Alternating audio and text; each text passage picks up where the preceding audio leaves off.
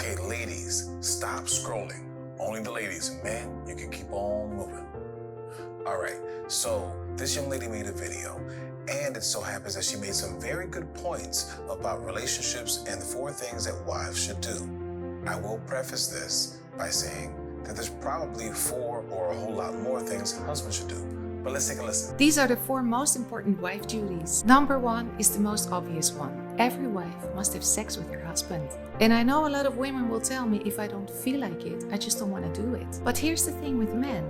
Men need sex more than women do. It's in their nature. When a man is in a serious relationship, for him, sex is a way to connect. If a wife keeps denying her husband in bed, it doesn't just damage the bond they have, but it also hurts his ego because he will feel that he's not good enough for her. So this one may seem obvious, but at the same time, it's very true what she's saying. So what's good for the goose is not necessarily good for the gander. However, I think that there should be conversations behind this one, and everyone should get in agreement and on the same page. Sometimes it's a good idea to bring in a third party, right? Go seek some help, get a little bit of therapy and counseling, and it doesn't have to be for 6 months. Let's just put things on the table and let's get an unbiased opinion. That's what I'm saying. But it does affect the husband and the wife differently. Let's go on to the next one. The second wife duty is to accept her husband for who he is. This is one of the most difficult things for any wife, because very often a woman marries a man of whom she sees the potential. So she expects him to live up to that potential. But if he doesn't, she gets disappointed. And that's when a woman starts to try to change her man so that he will become that man she thought she married. So this one is also true because we tend to fall in love with who we think the person could be or our image of the individual. But really what should happen is we should take a look at who they are, what they show us, and we should decide whether or not we can tolerate this. Because sometimes there are deal breakers and sometimes there's just things that, you know what, you say, if it won't hurt nothing, let's move forward. You have to make this decision. You have to be clear on what you want and understand that we are all human. No one is perfect. We're going to have flaws. Now, can you accept the person's flaws? Again, unless these become deal breakers. Let's go on to number 3. The third wife duty is to appreciate everything he does for you. Because when you as a wife appreciate what he does for you, he will be inspired to do more for you. Because every husband wants to please his wife.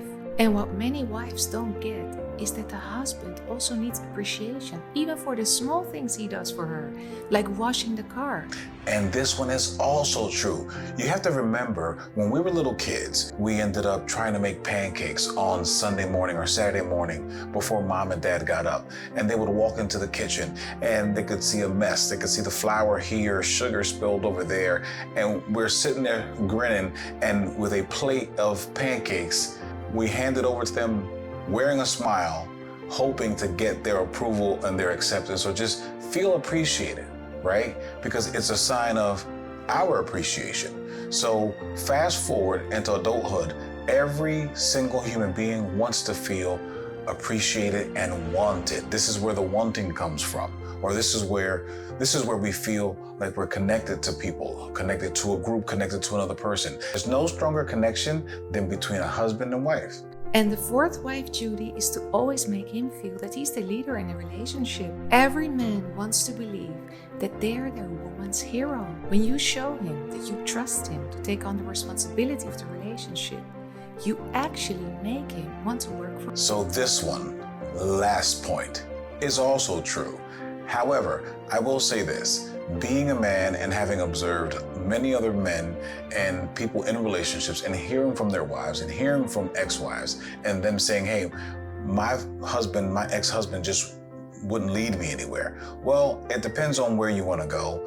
There should be a leader inside of every man. But even though that these qualities are in us naturally, that unless they are honed in on and developed and improved, then it may not score high enough on the charts, right?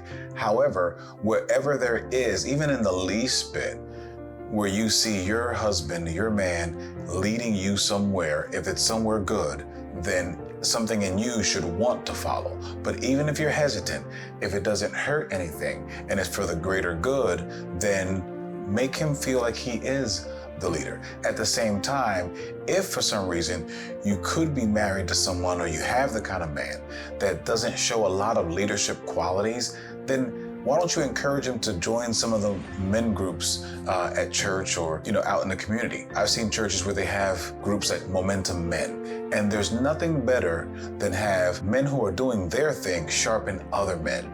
I've had mentors since I was, wee high, and I had different mentors for different things throughout life. So the truth is, we can be mentored even as adults. I had a business mentor, I had a spiritual mentor, I had a music mentor. It doesn't really matter what stage of life you're in, unless you know everything, and that includes a group of none, then you can be mentored. But you can encourage your husband to be able to go out there and join a group of men, a community of men that have the purpose of getting together and just sharing with one another. And believe it or not, just like a grind sharpens an axe, men can be sharpened as well. I think that's an avenue that can be used. Rarely I've seen that in certain situations, a relationship should be tossed away. There are many things that can be fixed. We make mountains out of molehills. So again, this is just for education, edification, and hopefully you can find something helpful in this. Thanks and keep watching. I would like to add that it's not a bad thing to motivate one another. Who they are at the core and who they are currently, that is who you're with.